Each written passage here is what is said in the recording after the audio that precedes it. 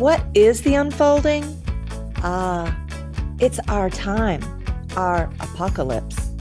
Did you know the word apocalypse means an unveiling or unfolding of things not previously known?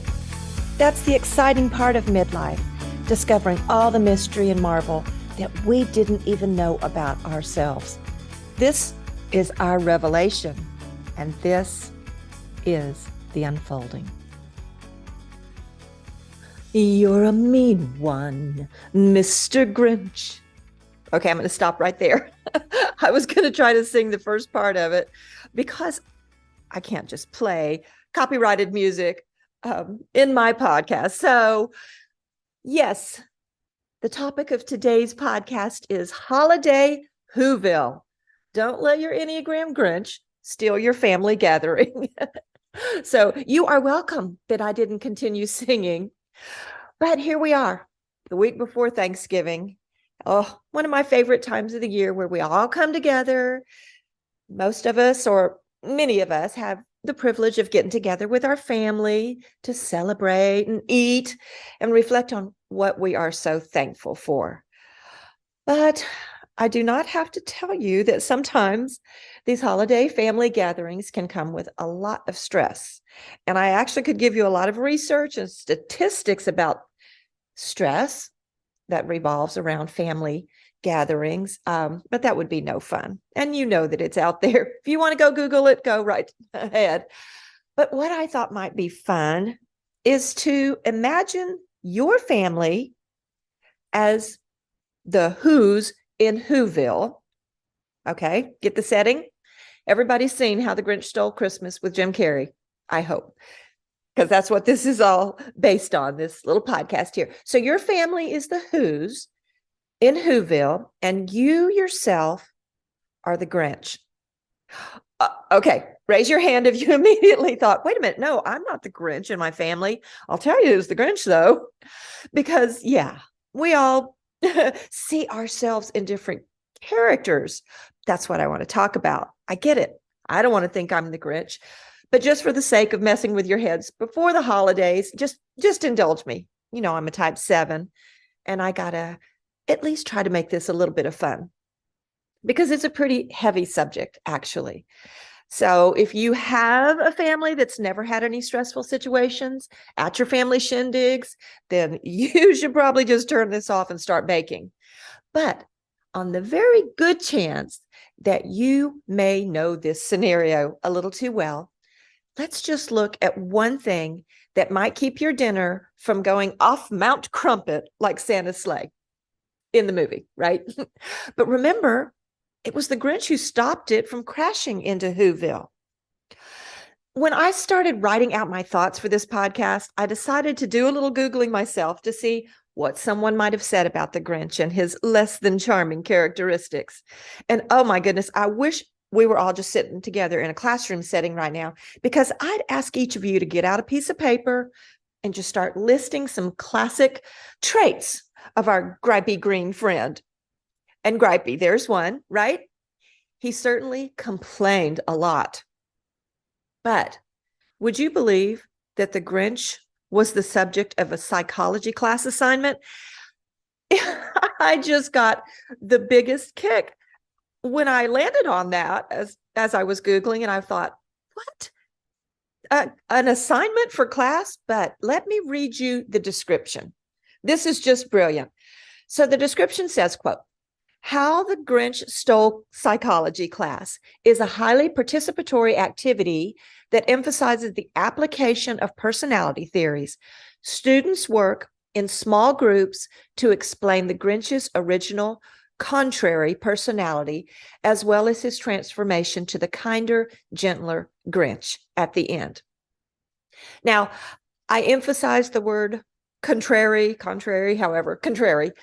because actually what it says on the description is the Grinch's original evil personality. And I couldn't go there because I will not make that judgment call. But he certainly was contrary. So remember, this was an assignment for psychology students.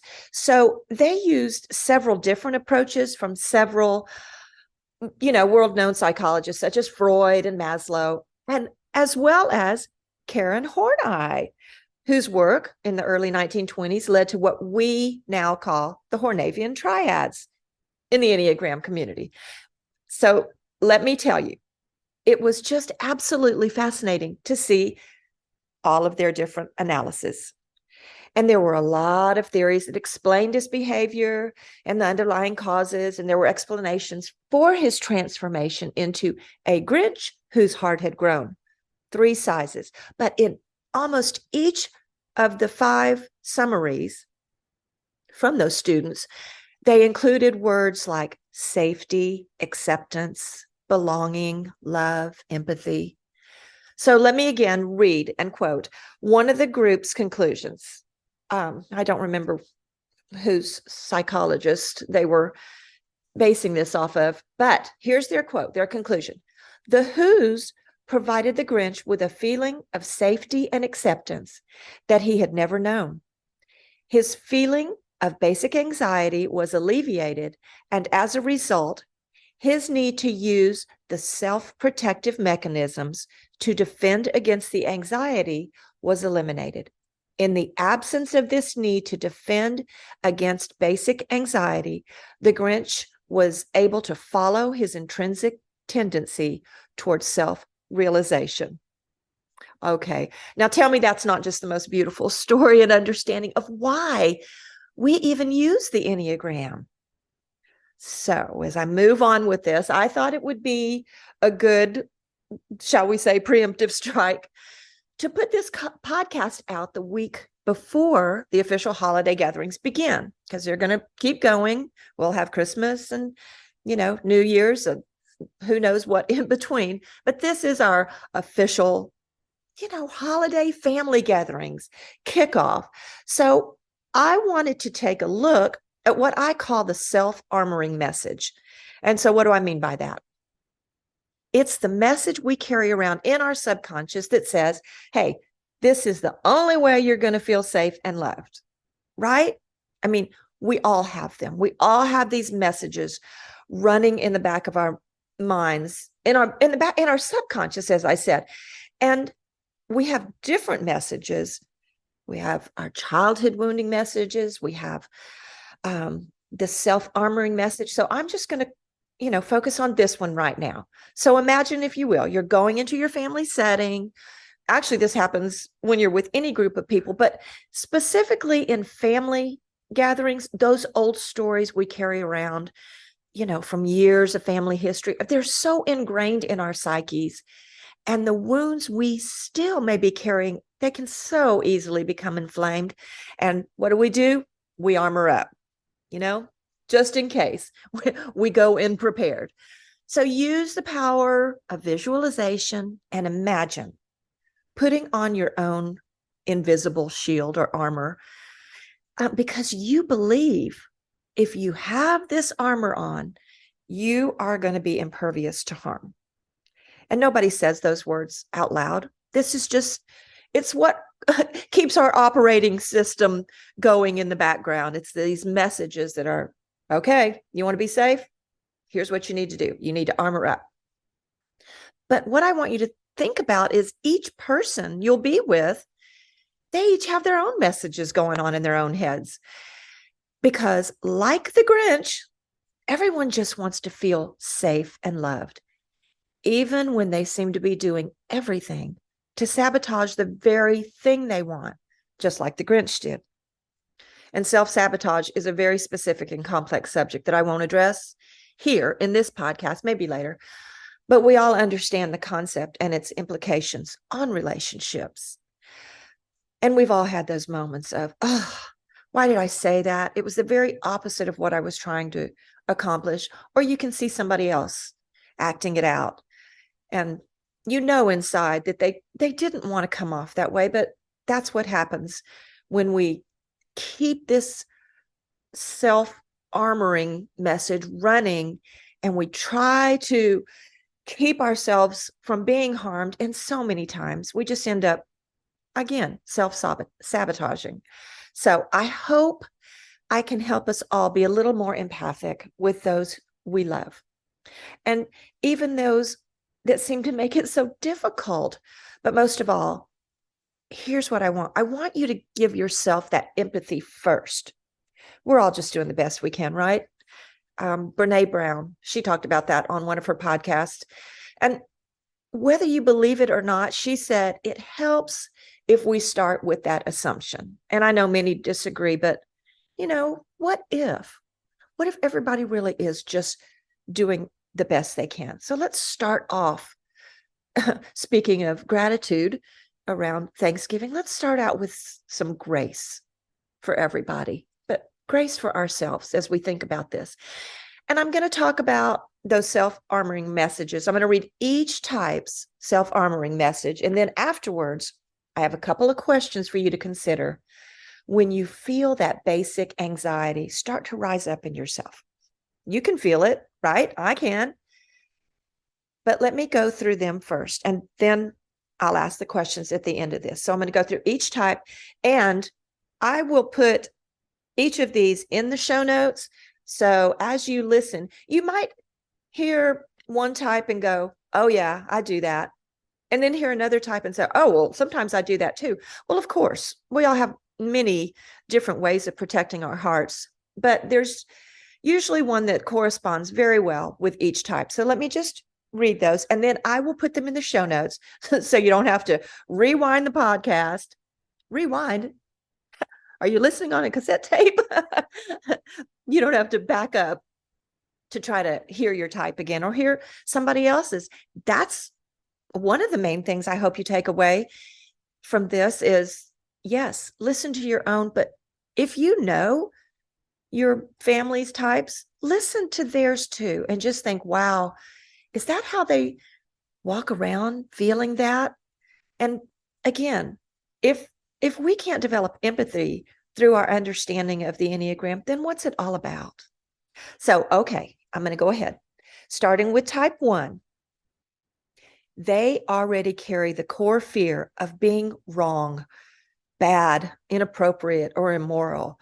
So they armor up by thinking, it's not okay to make mistakes, so I must work really hard to follow the rules.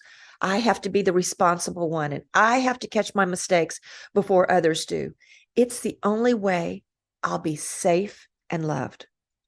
Type 2s, they already carry the core fear of being unloved, unwanted, or looking like they're needy. So they armor up by thinking, people depend on me for help. I will earn the love and appreciation of others through acts of selflessness. I am only worthwhile if I am liked and needed. Therefore, I will be loved if I am loving. If I'm the loving one, I might add. It's the only way I will be safe and loved. Type 3s, they already carry the core fear of failing to appear successful or being exposed as incompetent. So they armor up by thinking the world values winners. So I must succeed at all costs. I must avoid failure. I must appear that I am successful. What I do is who I am. And to earn my place, I must be the best at what I do. This is how I feel safe and loved. Type 4s, they already carry the core fear of being without identity.